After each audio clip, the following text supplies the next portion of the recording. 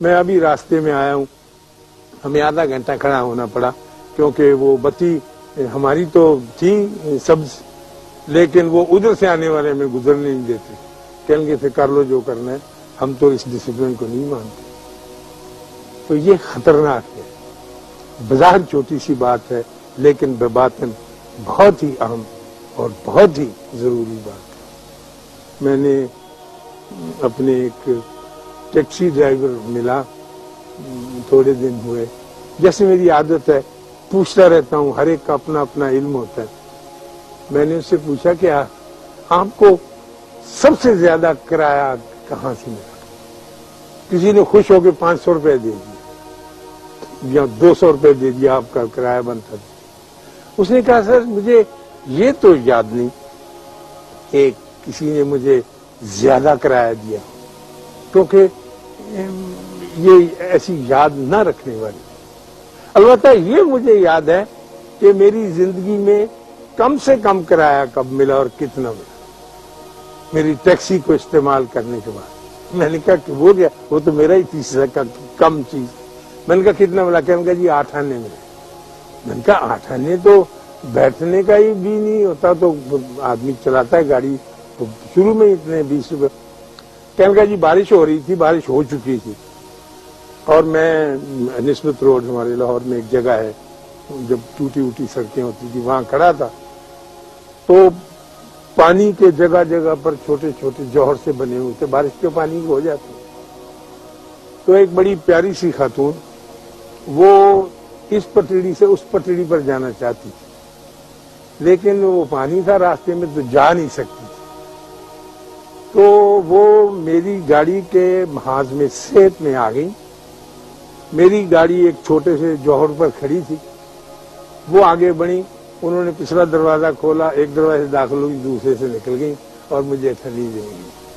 سمجھے نا، یہ چھوٹا سا کام تھا، اسے اب تک یاد ہے کہ دنیا میں سب سے کم کرایہ جو مجھے ملا یہ، اور انہوں نے جس طرح سے سڑک کراس کی ہے۔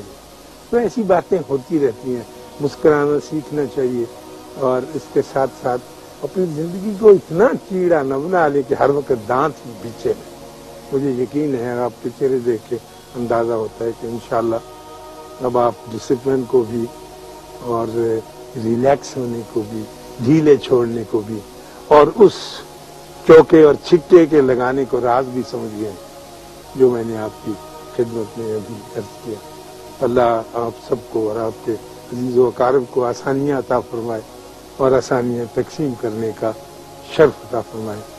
میں ابھی راستے میں آیا ہوں، ہمیں آدھا گھنٹہ کھڑا ہونا پڑا کیونکہ وہ بتی ہماری تو تھی سبز، لیکن وہ ادھر سے آنے والے میں گزرنے نہیں دیتے، کہیں گے کر لو جو کرنا ہے، ہم تو اس ڈسپلن کو نہیں مانتے۔ تو یہ خطرناک ہے، بظاہر چھوٹی سی بات ہے لیکن بباطن بہت ہی اہم اور بہت ہی ضروری بات ہے۔ میں نے اپنے ایک ٹیکسی ڈرائیور ملا، تھوڑے دن ہوئے، جیسے میری عادت ہے پوچھتا رہتا ہوں، ہر ایک کا اپنا اپنا علم ہوتا ہے۔ میں نے اس سے پوچھا کہ آپ کو سب سے زیادہ کرایہ کہاں سے ملا؟